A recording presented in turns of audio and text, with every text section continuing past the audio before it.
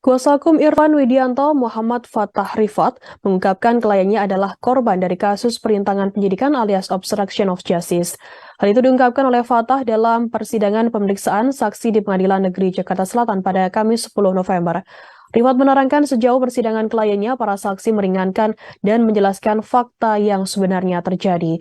Dari awal sidang hingga 3 kali, semua saksi meringankan, membantu, dan menjelaskan yang sebenarnya terjadi. Sebelumnya, Kasubnit 1 Unit 1 Satreskrim Polres Metro Jakarta Selatan Ibda Arsyad Daiva Gunawan mengungkapkan AKP Irfan Widianto sebenarnya turut membantu penyidik untuk mengumpulkan barang bukti rekaman CCTV terkait kematian Brigadir Nofriansyah Yosua Huta Barat alias Brigadir J. Kesaksian itu disampaikan Arsyad dalam agenda pemeriksaan saksi atas terdakwa AKP Irfan Widianto di kasus dugaan perintangan penyidikan atau obstruction of justice kematian Brigadir J di Pengadilan Negeri Jakarta Selatan pada Kamis 10 November. Arsyad menyampaikan bahwa tindakan AKP Irfan Widianto yang mengamankan DVR CCTV di kasus kematian Brigadir J ini sebenarnya tidak salah, sebab siapapun boleh membantu menyerahkan barang bukti tersebut. Dalam kasus ini, DVR CCTV diambil oleh AKP Irfan Widianto pada Sabtu 9 Juli 2022. Keesokan harinya DVR CCTV itu diserahkan ke Polres Metro Jakarta Selatan. Menurut Arsyad, rekaman CCTV tersebut telah menjadi kewenangan penyidik terhitung sejak CCTV itu diserahkan pada 10 Juli 2022.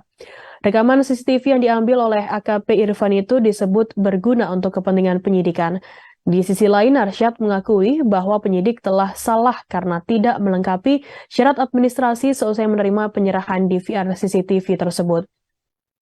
Namun hal ini dilakukan dalam rangka efisiensi penyidikan. Sementara itu, anggota Polres Jakarta Selatan Dimas Arki menuturkan bahwa dirinya merupakan anggota yang menyerahkan DVR CCTV tersebut kepada Puslap 4 Polri. Padahal saat itu dirinya bukanlah penyidik yang berwenang. Ia menuturkan bahwa penyerahan barang bukti itu berdasarkan perintah AKBP Ridwan Soplanit yang saat itu menjabat sebagai Kasat Reskrim Polres Jakarta Selatan. Dimas mengakui penyerahan barang bukti tersebut dilakukan tanpa dokumen pendukung, di antaranya berita acara penyitaan, laporan polisi, sprint penyitaan hingga berita acara pembungkusan. Menurutnya penyerahan barang bukti tanpa surat perintah maupun berita acara penyitaan biasa dilakukan. Ia menuturkan kelengkapan administrasi disusulkan belakangan dalam percepatan penyidikan. Diketahui Brigadir J menjadi korban pembunuhan berencana yang diotaki oleh Verdi Sambo pada 8 Juli 2022. Brigadir J tewas setelah dieksekusi di rumah dinas Verdi Sambo di Duren 3, Jakarta Selatan. Dalam perkara ini, Verdi Sambo, Putri Chandrawati, Bribka Riki Rizal alias Bribka RR, kemudian Kuat Ma'ruf dan Barada Richard Eliezer alias Barada didakwa melakukan pembunuhan berencana.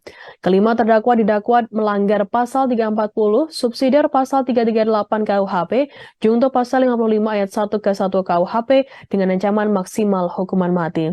Tak hanya dalam kasus pembunuhan berencana, Brigadir J khusus untuk Verdi Sambo juga turut dijerat dalam kasus perintangan penyidikan atau obstruction of justice bersama Hendra Kurniawan, Agus Nurpatria, Cuk Putranto, Irfan Widianto, Arif Rahman Arifin, dan Baikuni Wibowo.